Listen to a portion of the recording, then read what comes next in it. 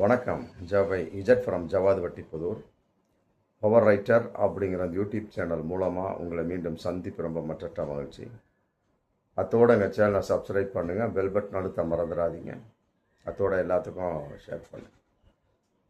அதாவது தாவேக்காவுடைய அட்டகாசம் ஒரு குறிப்பிட்ட நபரோடு இருந்தால் மட்டும் பரவாயில்லை, அடுத்தவன் மனைவியை கை வைக்கக்கூடிய அளவுக்கு இன்னைக்கு மோசமான சம்பவங்கள் நடந்து கொண்டிருக்கின்றன. அப்படிங்கிறது உண்மையிலே தமிழகத்து மிக கேவலமான ஒரு செயல்பாடாகத்தான் நாம் பார்க்கக்கூடிய ஒரு சூழல். அதன் அடிப்படையில் கரூர் மாவட்டத்தை குளுத்துறை பக்கத்தில் கடவூர் அப்படிங்கிற கிராமம், அது பக்கத்தில் பெருமாள் கோவில்பட்டி, அதில் வசிக்கக்கூடிய ராஜலிங்கம் அப்படிங்கிறவர் அப்பட்டமாக ஒரு வீடியோ போட்டிருக்கிறார். அதாவது கையில் பூச்சிக்கொல்லி மருந்தை வச்சுக்கிட்டு தற்கொலை செய்யும் வண்ணமாக அந்த பூச்சி மருந்தை குடிச்சிட்டாரு. அந்த விஷ பாட்டிலோட வீடியோ போட்டிருக்கு. அந்த வீடியோ எனக்கு மிகப்பெரிய ஒரு வைரலாக போயிட்டுருக்கு. அதாவது என்ன சொல்கிறார் அப்படின்னா, என்னுடைய உறவு பெண் தனலட்சுமி, அந்த பொண்ணை நான் 6 வருஷமாக காதலிச்சு கல்யாணம் பண்ணேன். மற்றபடி ஒழுங்காக குடுத்தனம் பண்ணிட்டு தான் இருந்தோம். திடீரென்று கருத்து வேறுபாடு. அந்த பொண்ணு தனலட்சுமி உறவுக்கார பொண்ணு தான். அவங்க அப்பா அம்மா வீட்டுக்கு போயிட்டா. நானும் எவ்வளவோ வற்புறுத்தினேன். அந்த பொண்ணு என்னோட வாழ வருவதாக தெரியவில்லை. பார்த்தேன் அப்படின்னம்னா வேறு ஒரு கள்ள தொடர்பு இருக்குது அப்படிங்கன்னு இப்போ தான் எனக்கு தெரியுது. அதாவது கடவூர் தெற்கு ஒன்றிய மகளிர் அணி செயலாளர் தான் தனலட்சுமி, என் பொண்டாட்டி. அதே மாதிரி தெற்கு ஒன்றிய செயலாளர் முத்துச்சாமி, அவருக்கும் தனலட்சுமிக்கும் தொடர்பு இருக்குன்னு எனக்கு தெரியாது. தொடர்பு இருக்குது, கள்ள தொடர்பு. அதன் அடிப்படையின் ஆதாரமாக இடையப்பட்டி அப்படின்னு ஊரில் 2 பேரும் காருக்குள்ளே உல்லாசமாக இருந்திருக்காங்க. அதை எதுக்கு அவங்க 2 பேரும் வீடியோ எடுத்து போட்டாங்கன்னு தெரியல. அந்த வீடியோ இன்னைக்கு ராஜலிங்கம் பார்த்துட்டார். அந்த வீடியோவை நான் பார்த்தேன். அந்த வீடியோவில் சொல்கிறார், அந்த வீடியோவை பார்த்தது இந்த வீடியோவில் சொல்கிறார், அந்த வீடியோவை நான் பார்த்தேன். அது சம்பந்தமாக உறவினர்கள் நிறைய பேர் அந்த வீடியோவை பார்த்துட்டாங்க. அப்படிங்கிறப்ப எனக்கு ரொம்ப அசிங்கமாக போச்சு. அதாவது கடவூர் தெற்கு ஒன்றிய மகளிர் அணி செயலாளராக என் மனைவி தனலட்சுமி, தெற்கு ஒன்றிய செயலாளர் அதே மாதிரி மெயின்பாடியில் முத்துச்சாமி, தாவேக்கா தமிழக வெற்றி கழகத்தினுடைய ஒன்றிய செயலாளர் கான்செப்டில் அந்த கட்சியில் இருக்கிறாங்க.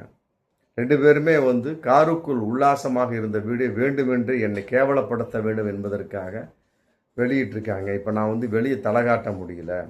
அது ஊரில் பயங்கரமாக பப்ளிக்காக போச்சு. அதனால் எனக்கு வாழ பிடிக்கல, என்னால் முடியல.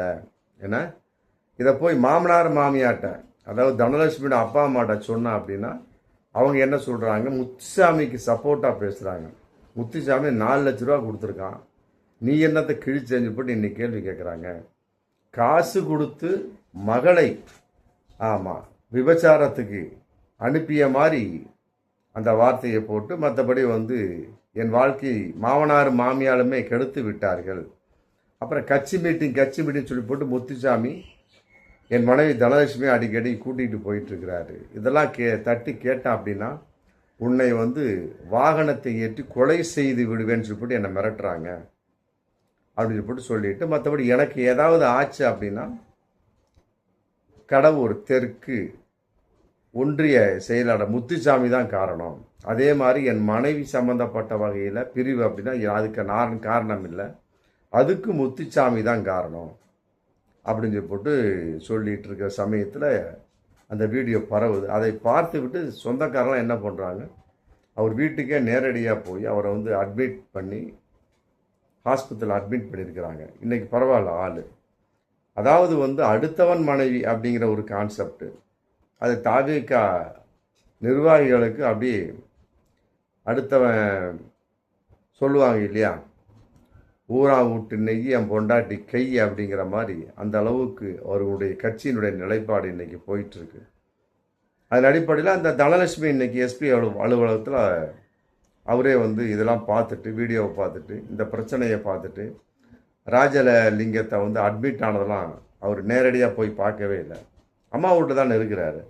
அதையும் பார்த்துட்டு இப்போ எஸ்பி அலுவலகத்தில் கம்ப்ளைண்ட் கொடுத்துருக்காரு. அதாவது என் கணவன் அப்படிங்கிற ராஜலிங்கம் அவர் சொல்கிறது எல்லாமே தவறு. முத்துசாமிக்கு எனக்கு எந்த தொடர்பும் கிடையாதுங்க.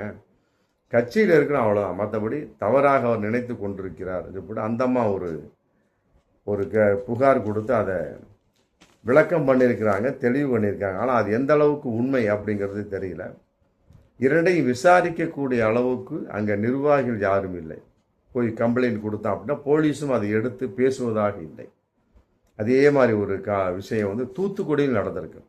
தூத்துக்குடி ஆறுமுகநேரி தாவேகா பெண் நிர்வாகி அந்த அம்மா எஸ்பி அலுவலகத்தில் ஒரு கம்ப்ளைண்ட் கொடுத்துருக்குறாங்க. அதாவது வந்து ஆறுமுகநேரி நகர தாவேகா செயலாளர் நிவாஸ் கண்ணா அவர்கிட்ட போய் வந்து எனக்கு ஒரு பொறுப்பு கொடுங்க, நான் செயல்படுறேன்னு சொல்லிட்டு தாவேகா சம்பந்தமாக கேட்டிருப்பாங்க போல இருக்கு அந்த லேடி. உடனே அவர் என்ன பண்ணியிருக்கிறாரு, தெற்கு மாவட்ட செயலாளர் பிரைட்டர் அப்படிங்கிறவர்கிட்ட நீங்கள் போய் கேளுங்க அப்படின்னு சொல்லியிருக்கிறாரு. உடனே அவர் என்ன பண்ணியிருக்கிறாரு, இந்த மாதிரி மணப்பாடு தாவேகா அப்புறம் ரூஸ்வெல்ட்டை போங்க அப்படின்னு சொல்லி சொன்னோன்னே எல்லாரும் ஆளுக்கு போக சொல்லி அப்புறம் 2 ரவுண்டு கட்டி மேட்ருக்கு வந்துட்டாங்க. அதாவது வந்து ஆளால் எங்கள்கிட்ட வந்து நீ அட்ஜஸ்ட்மெண்ட்டாக நடந்துக்கிட்டீங்கன்னா கட்டாயமாக உனக்கு மிகப்பெரிய ஒரு பதவி நாங்கள் போட்டு தர்றோம் அப்படின்னு போட்டு பேசியிருக்கிறாங்க. இந்த அம்மாளுக்கு ரொம்ப தூக்கி வாரி போட்டுருச்சு, என்னடா இப்படி பேசிட்டாங்களே அப்படின்னு போட்டு. மற்றபடி வந்து வாட்ஸ்அப்பில் வந்து ராத்திரியில் இந்த 3 பேருமே நிவாஸ் கண்ணன், பிரைட்டர், மற்றபடி வந்து ரூஸ்வெல்ட் எல்லாமே என்ன பண்ணுறது, அடிக்கடி அந்த பொண்ணுகிட்ட ராத்திரியில் வாட்ஸ்அப்பில் பேச வேண்டியது. நிர்வாணமாக காமின்னு சொன்னாங்களான்னு தெரியல, அது சம்மந்தமாக எந்த ஒரு வார்த்தையும் வரல. சொல்லியிருப்பாங்க, பெண் அப்படின்னால மறைச்சிட்டாங்களா என்னன்னு தெரியல. ஏன்னா கட்சியில் அந்த அளவுக்கு குளறுபடி நிறையா இருக்குது தாவேகா பொறுத்த வரைக்கும். புதிதாக ஆரம்பிக்கப்பட்டு புதிதாக வந்த கட்சி என்னமோ பெருசாக மலை மேல் ஏறி விட்டதாக ஒரு நினைப்பு. நம்ம மக்கள் பிடிச்சி கீழே தள்ளினாங்களா தான் தெரியும். அது அந்தந்த நேரத்துக்கு தான் பயன்படும். அப்படியாப்பட்ட திமுகவையே வந்து என்ன முதுகை பிடித்து தள்ளிவிட்ட தமிழக மக்கள் தாவேகா விரட்டுறதுக்கு எவ்வளோ நேரம் ஆகும்? அது இந்த மாதிரி கொடுமையாக இருக்கக்கூடிய சமயத்தில் கட்டாயமாக இவர்களெல்லாம் கட்சியை விட்டு துரத்தப்பட வேண்டியவர்கள். அப்புறம் அந்த அம்மா என்ன பண்ணியிருக்காங்க, இதெல்லாம் பார்த்துட்டு நான் முதல்வர்கிட்ட கம்ப்ளைண்ட் பண்ணுவேன், அமைச்சர்கிட்ட கம்ப்ளைண்ட் பண்ணி சொல்லியிருக்கிறாங்க. உடனே அது சம்பந்தமாக கேள்விப்பட்டு தூத்துக்குடி ஃப்ளஸ்ஸி, மணப்பாடு அமலன், மற்றபடி திருச்செந்தூர் ஆட்டோ குட்டி, இந்த 3 பேர் என்ன பண்ணியிருக்காங்க, அந்த லேடியை போய் மிரட்டியிருக்காங்க.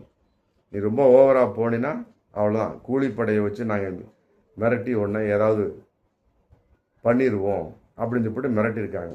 உனக்கு பதவி தேவைப்படுதா, வா சினிமா மாதிரி அட்ஜஸ்ட்மெண்ட் பண்ணிக்கோ, ஆமாம் உனக்கு கட்டாயம் மிகப்பெரிய ஒரு பதவி ஒன்று இல்லாட்டி போயிரு அப்படின்னு சொல்லிட்டு சொல்லியிருக்காங்க. அதன் அடிப்படையில் அந்த அம்மா யோசனை பண்ணியிருக்கு.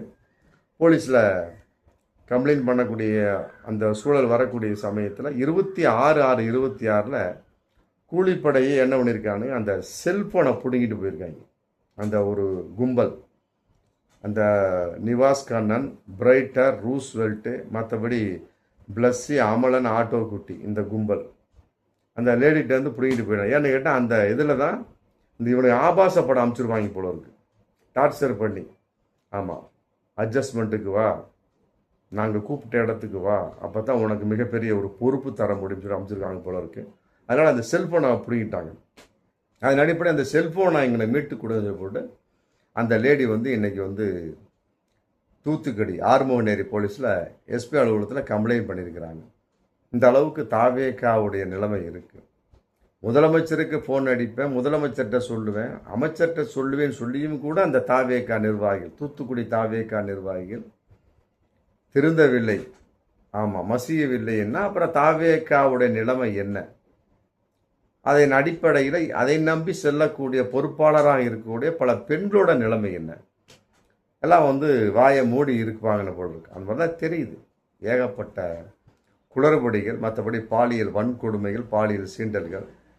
ஒரு பொறுப்புக்கு சினிமா மாதிரி படுக்கைக்கு வா அப்படின்னு கூப்பிடக்கூடிய அளவுக்கு தாவேகாவுடைய அந்த கட்சியினுடைய நிர்வாகம் இருக்குதுன்னா அப்புறம் இதெல்லாம் விஜய்க்கு தெரியுமா, இருக்கக்கூடிய அமைச்சர்களுக்கு தெரியுமா அப்படிங்கிறது நமக்கு தெரியல, ஆனால் தெரியணும். ஆமாம், அதான் பார்ப்போம் மீண்டும் அடுத்த வீடியோ. நன்றி.